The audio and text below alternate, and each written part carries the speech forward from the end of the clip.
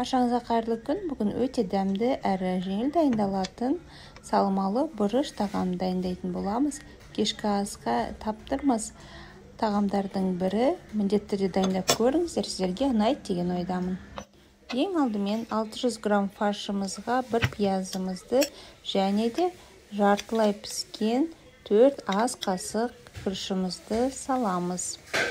Бұл салмамызды жақсылап араластырып, дәміне қарай тұз және қара бұрыш қосамыз. Енді бұрыштарымызды дайындайтын боламыз. Мен осындай жасыл бұрыштың түрін қолданамын. Ең алдымен сабағынан жақсылап ажыратып, кішкентай қасықтың көмегімен ішін толықтай тазартып аламын. Өте жеңіл тазаланады. Сосын бұрыштарымызды жақсылап жуып дайындап аламыз. Мінекей салмамыз дайын. Жараркасына пияз, сәбіз және қызыл бұрыш қолданамын.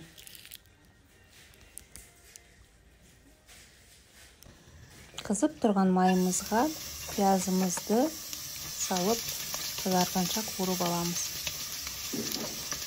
Келесі сәбізімізді салып, 1 минуттай қуырамыз.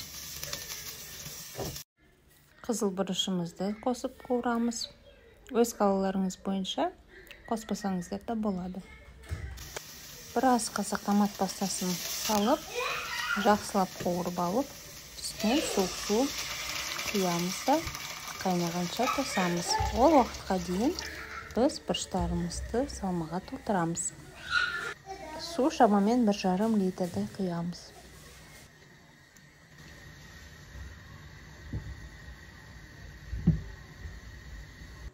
Көрсетілген салмамызға 11 данадай бұрыш қажет болды.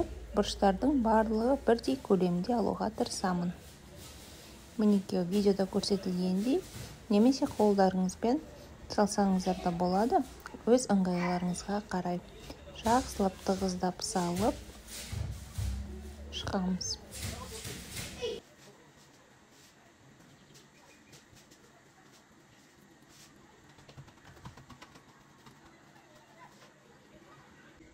Мінекей біздің бұрыштарымыз да дайын болды.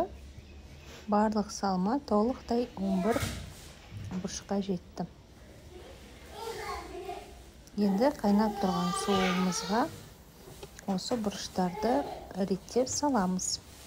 Бұрыштарымызды салып болғаннан соң қақпағын жауып, қайнағаннан кейін баяу отта жарты сағат пісіреміз. Одан кейін 1-2 дана картоп қоссаңыздар болады. Баяу отта жаңағы картоптарымызды салып, 10 минуттай қайнатамыз. Міне астарыңыз дәмді болсын. Тағамымыз дайын болды.